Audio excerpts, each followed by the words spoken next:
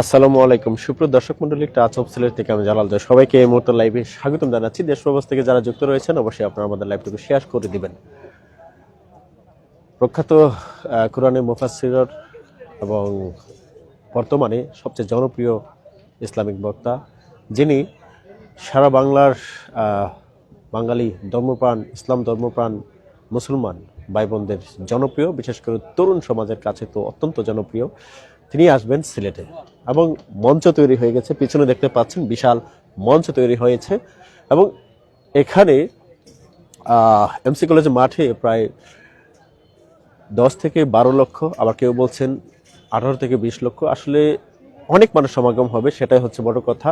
এবং এই মুহূর্তে কিন্তু বলা যায় পুরোপুরি প্রস্তুত সিলেট এমসি কলেজ মাঠ এবং অনেক মানুষ আছেন যারা এখন শুধুমাত্র মঞ্চটা দেখতেই কেমন মানুষ এসে হাজির হয়েছেন সেই বিষয়টা আমরা দেখানোর চেষ্টা করবো। বিশেষ করে এই মুহূর্তে কিন্তু অনেক বোনেরা কিন্তু আসছেন, অনেক মায়েরা কিন্তু আসছেন, এসে এমসি কলেজ মাঠের সর্বশেষ অবস্থাটুকু দেখে যাচ্ছেন। এটি আপনাদের কাছে কেমন লাগছে সেই বিষয়টুকু চাচাঘাটের চাচা কোথা থেকে আসছেন, একটু যদি পরিচয়টা দিতেন আগে। আসসালামু আলাইকুম রহমতুল্লাহি ওয়া বারাকাতুহু। নাহমাদুহু ওয়া নুসাল্লি আলা রাসূলিল কারীম ওয়া আলা আলিহি ওয়া সাহবিহি আজমাইন। সম্মানিত সাংবাদিক ভাই, আপনি বলেছেন আমি কোথা থেকে আসছি। জি, আমি আমার বাড়ির জন্মস্থান হইল কানাইঘাট। আচ্ছা আচ্ছা। আমার নাম হাবিব মোহাম্মদ জসিমউদ্দিন, গ্রাম লন্তির মাটি, পোস্ট অফিস সড়কের বাজার, থানা কানাইঘাট, জেলা সিলেট। কেমন লাগছে আজকের পরিস্থিতি দেখে? আলহামদুলিল্লাহ, খুবই ভালো লাগছে। কেমন মানুষ হবে বলে আশা করছেন আগামীকাল? আশা করছি তো 25 থেকে 20 লাখ, 20 থেকে 25 লাখ পর্যন্ত হবে। এবং আপনার অনুভূতিগুলো যদি একটু বলতেন। আমার অনুমতি অতটুকু হবে, হ্যাঁ। কারণ এই মাঠে মানুষ দেখা হবে না 11 তারিখ। কালকে হয়তো একটু কম হতে পারে, 10 তারিখও একটু কম হতে পারে, কিন্তু 11 তারিখ আপনার তাফসীরুল কোরআন মাহফিল তো 3 দিন ব্যাপী। 3 দিন ব্যাপী আমাদের আজকের দিন না, ওইটা আমাদের ঐতিহাসিক কোরআনের পাখি আল্লামা দেলওয়ার হোসেন সাইদি সাহেব, উনি তো এই আঞ্জুমানে তাফসীরুল কোরআন মাহফিল উনি প্রতিষ্ঠিত করেছিলেন। উনি ঐতিহাসিক সিলেট সরকারি আলিয়া মাদ্রাসা মাঠে 3 দিন ব্যাপী তাফসীরুল কোরআন মাহফিল পেশ করতেন। আর উনি ওই 3 দিন ব্যাপী লাস্টের দিন আমরা দেখতাম অনেক মানুষ হইত। তারপরে ফার্স্ট দিনও করেছিলেন, ফার্স্ট দিন হয়েছিল। ফার্স্ট দিন হওয়ার পরে লাস্টের দিন আমরা দেখতাম যে মানুষ, এমন মানুষের ভিড় যাতে সিলেট শহরের অনেক কিছু জাম হয়ে যেত, অলিগতি একবারে জাম সৃষ্টি হয়ে যেত। যাতে তার তুলনায় আমরা ভাবছি যে আপনাদের দোয়ায় আল্লাহ রব্বুল আলামিনের যাতে কোরআনের সম্মানার্থে এখন এই সিলেটের মাটিতে অনেক যানজট হয়ে যাবে, অনেক যানজট হবে, অনেক মানুষ হবে, 20 থেকে 25 লক্ষ মানুষ এখানে আসবে। কিন্তু আমরা তাদের খেদমত করতে পারবো না, তাদের সুযোগ সুবিধা দিতে পারবো না, আমরা তাদের কাছে কৃতজ্ঞ থাকবো, বুঝছেন। আর আল্লামা দেলওয়ার হোসেন সাইদি সাহেব কোরআনের পাখি আমাদের, যে উনি তো যদি আসতেন তাহলে যে আজকে সিলেটের মাঠে আজকে থেকে আপনারা জায়গা পাবেন না, জায়গা হওয়া সম্ভব নেই। কারণ উনি দুনিয়ার থাকা সত্ত্বে যা যতগুলো বলেছিলেন তা আজকে আমরা পেয়েছি। উনি খালি শুধু তাফসীরের কোরআন মাহফিল করেন নাই, উনি অনেক বেধর্মী ভাইদেরকে মুসলিম হয়েছে, উনি আসেন স্ব ইচ্ছায় হয়েছে। উনি কোরআনের মাহফিলে আসছে, তারা শুনছে, শুনিয়া তারা নিজেই ইচ্ছাকৃতভাবে ইসলাম গ্রহণ করেছে।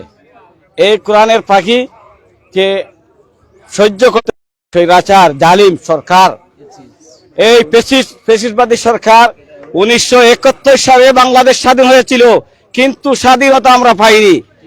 আমরা স্বাধীনতা পাই নাই 1971 সালে বাংলাদেশ পাকিস্তান পাক বাহিনীর সাথে যুদ্ধ করে বাংলাদেশ স্বাধীন করেছিল, কিন্তু আমরা স্বাধীনতা পাইনি।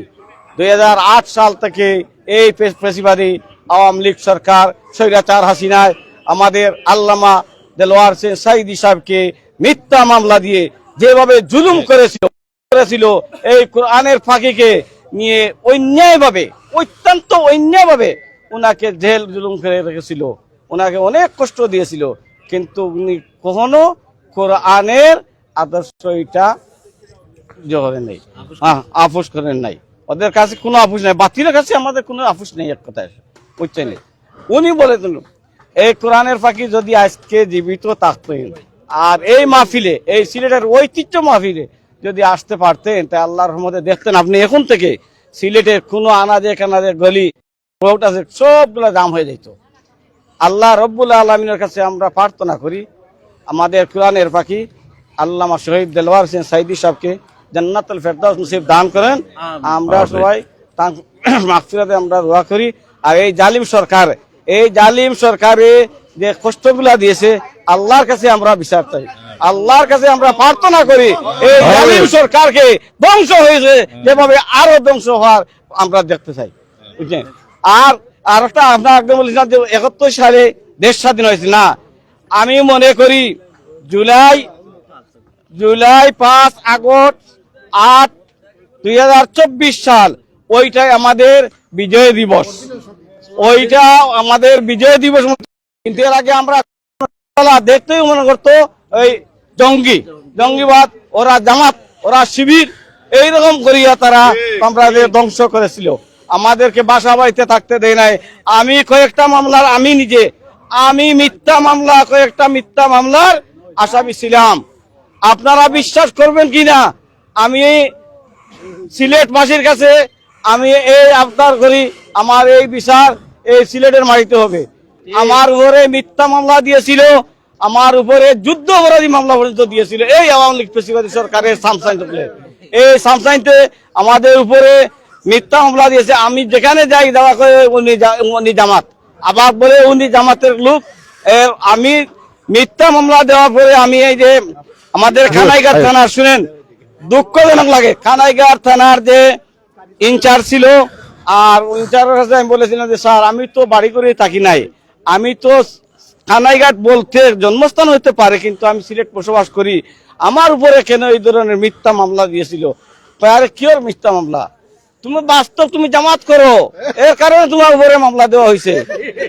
আচ্ছা, আমি এসআই রামচন্দ্রকে বললাম, এসআই রামচন্দ্র সাহেব আপনি আমাদের বাড়িতে আসছেন, উনকারি করছেন, ভালো কথা। আপনি বলেন আমার বাড়ি কোন জায়গায় গিয়ে আপনি উনকারি করেছিলেন, বলেন বলে আপনার বাড়িতে লন্তির মাটি, বলে এখানে লেখা কি, আপনার পেপারে লেখাটা কি আপনি আমারে বলেন, আপনার নথিতে কি লেখা আমার বাড়ি লন্তির মাটি দিয়েছে, বলে না। বলে তা আপনি রিপোর্টটা কিভাবে করলেন, আপনি কিভাবে এই রিপোর্টটা করলেন, এই মিথ্যা রিপোর্টটা আপনি কেন দিলেন? ভাই উপরের আদর্শে আমি দিয়েছি। উপরের আদর্শ কে বললো যে এই সিলেটের আওয়ামী লীগের সভাপতি মাশিকুদ্দিন আহমেদ সাহেব উনি বলেছে আমি আপনার এটা চার্জশিট করিয়া দেখনো ভাবে দিতে হবে, এই কারণে আমি দিলাম। এরপরে ওর সামসা ছিল জাকারিয়া বাহিনী, আব্দুর রহিম বাহিনী, আর একটা তার আপন খালাতো ভাই ওহিদ বাহিনী, ওরাই সব কিছু এই এলাকায় যা হইতো দুর্নীতিবাদ সবকিছু তারা নিয়ে সত্যরে মিথ্যা বানাইয়া বা নট করিয়া উপরে মিথ্যা মামলা দিয়েছিল। কিন্তু আল্লাহ রব্বুল আলমিনের ইজ্জতে আল্লাহ রব্বুল আলমিন আমাকে মায়া করেছেন, 5 তারিখের পরে সব মামলা আল্লাহর মধ্যে শেষ হয়ে গেছে, বুঝছেন। কিন্তু তুইজ্জু মান তাশা ওয়া তুযিল্লু মান তাশা বিয়াদিকাল খায়র, কিন্তু আল্লাহ রব্বুল আলমিনে ইজ্জত দেন আবার ইজ্জত নেন। এই ইজ্জতের মালিককে আল্লাহ, আবার ইজ্জত আবার চিনি আল্লাহ রব্বুল আলামিন নেন। তার কারণে আমরা দেখতে পাচ্ছি এই জালিম সরকার, এই আওয়ামী লীগ জালিম সরকার গরম গরম কথা বলি তো আপনার এই যে খাওয়া কাদির আছিল না, কোথায় এখন খাওয়া কাদির, আসো মাঠ খালি আছে খেলবো, আপনার সাথে খেলা হবে, আসেন আপনি খেলা হবে। কোথায় আওয়ামী লীগ, কোথায় তোমার এই জালিমের গরম গরম কথা, এখন কোথায় আপনি আসেন, আপনার সাথে খেলা হবে। মাসুক ভাই আপনিও আসেন, আপনি এখন কোথায় গিয়ে ঘুমাইছেন? আমি তো ইনশাআল্লাহ আল্লাহ রব্বুল আলামিনের ইজ্জতে এখনো বাংলাদেশ সিলেটের মাটিতে আমি আছি। আমি এমসি কলেজ কোথায় ঘুমাইতেছেন? আমি তো এখনো ঘুমাই নাই, এখনো সজাগ আছি।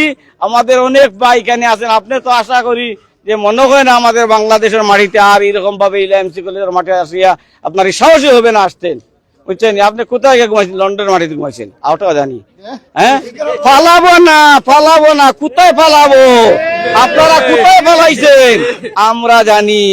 আর আরেকটা কথা, যে ফখরুল সাহেবের ভাই জায়গা দিবেন, ফখরুল সাহেবের বাড়িতে জায়গা দিতেছে, কি আছে জায়গা দিবে, নিশ্চয় বলেছিল, হাস্যকর কথা নয়, তার বাস্তব প্রমাণ আমরা এখন দেখতেছি, পেপার পত্রিকায় দেখতেছি, কিছু কিছু কথাও আমরা শুনতেছি, বুঝছেন? এখন কথা হইল এই যে আওয়ামী লীগ সরকারের যে জুলুম জায়গা করছে, আল্লাহ বরদাস্ত করে না। আমরা আরো দেখেছি যে 9 বছরের রাজা 10 বছরের সাজা, এই বাংলার জমিনে আসল কিনা আপনারা বলেন? হ্যাঁ, 9 বছরের রাজা 10 বছরের সাজা। এর কারণে এই যে তারা বলেছিল খেলা হবে, খেলা কার সাথে হইব? মাঠ পাকা, তারা তো আসে না এখনো। তারা যদি আসতো আমরা দেখতাম। হ্যাঁ, গোল তো কিন্তু এমসি করে বিশ্ববিদ্যালয়ের মাঠে আমরা খেলার জন্য আসছি।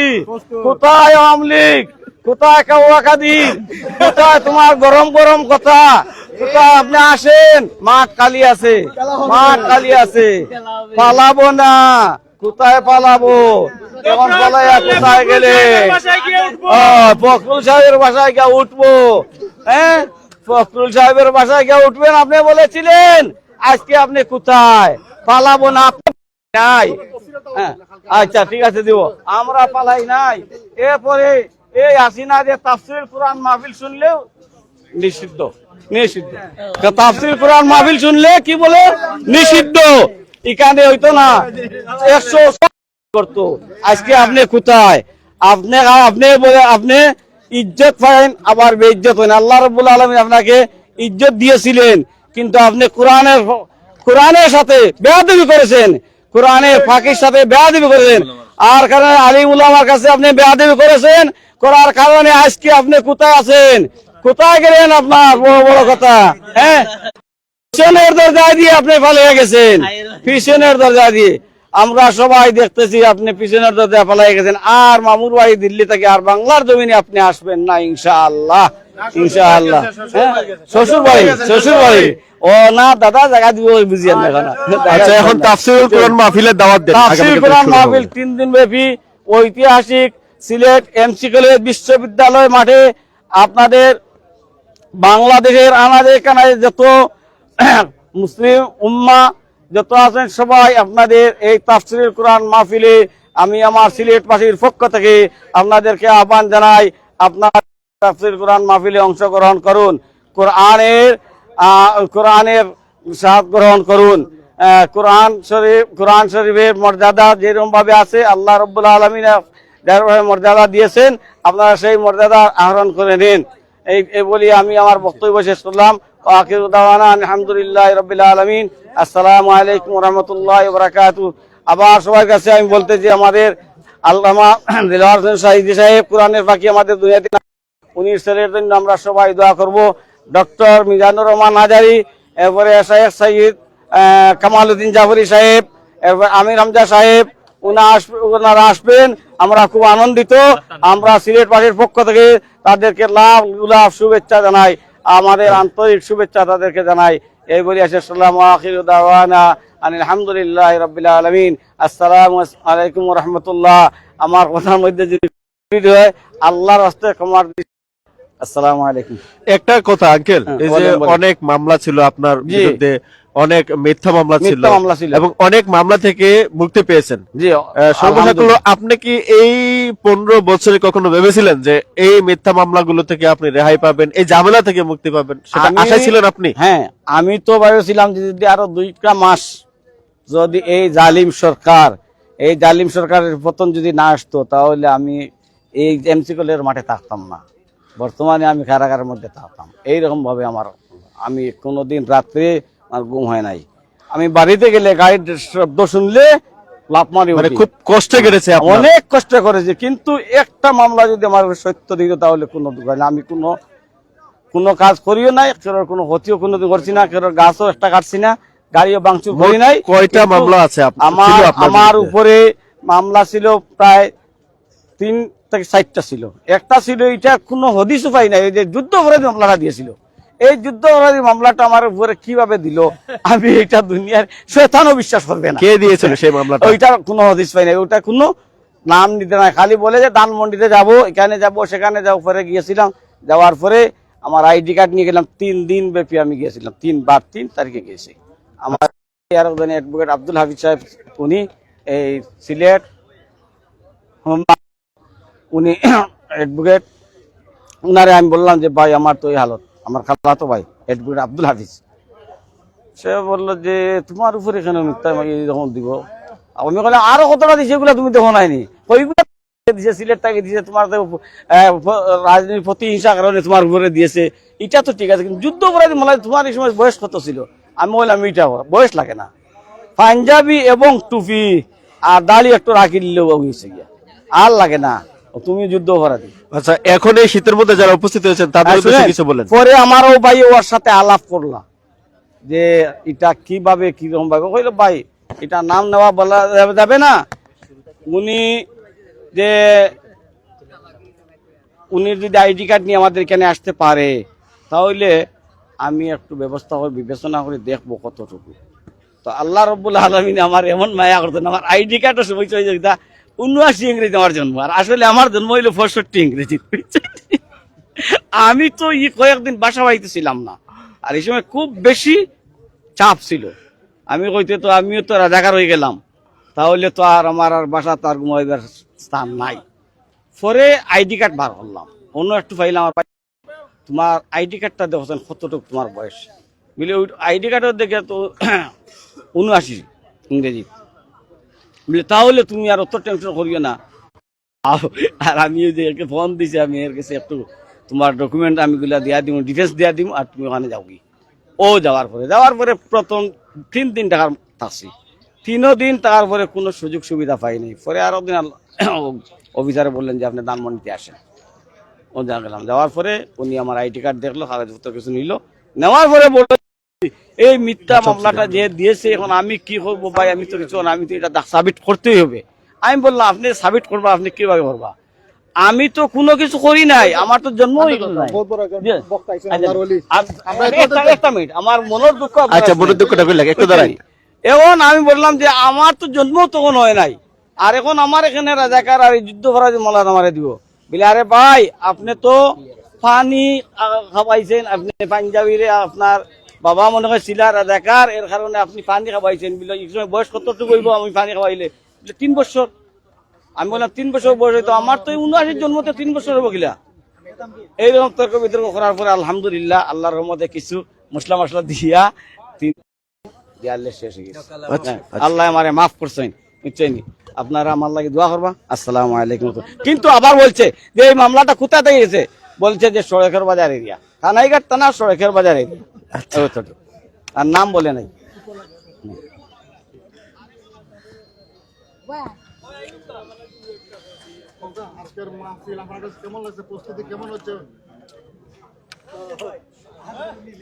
আলহামদুলিল্লাহ ওয়াহদা ওয়াসসালাতু ওয়াসসালামু আলা মান লা নাবিয়্যা বা'দা।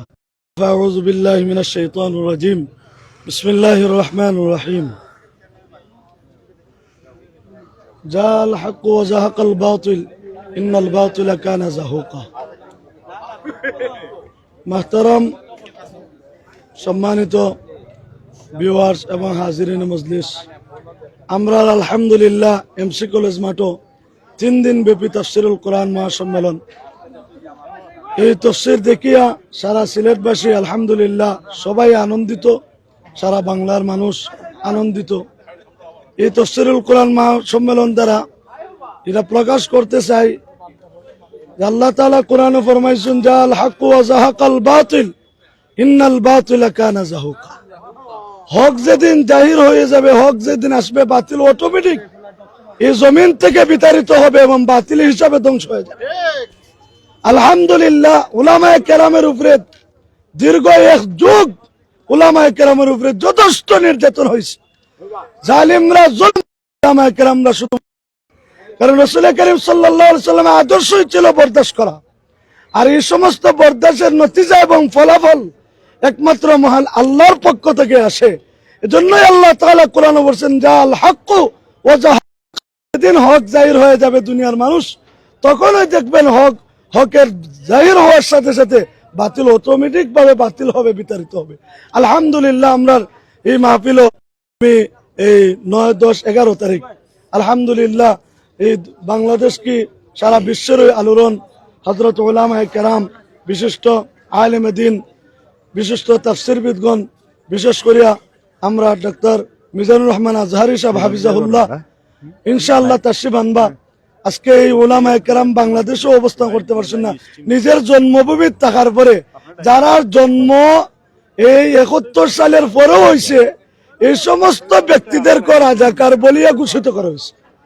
কেমন জাহিলি যুগে আইছে আমরা এই জামানার মধ্যে, যে যার জন্ম যখন নাই তার উপরে মামলা তখনকার হয়েছে।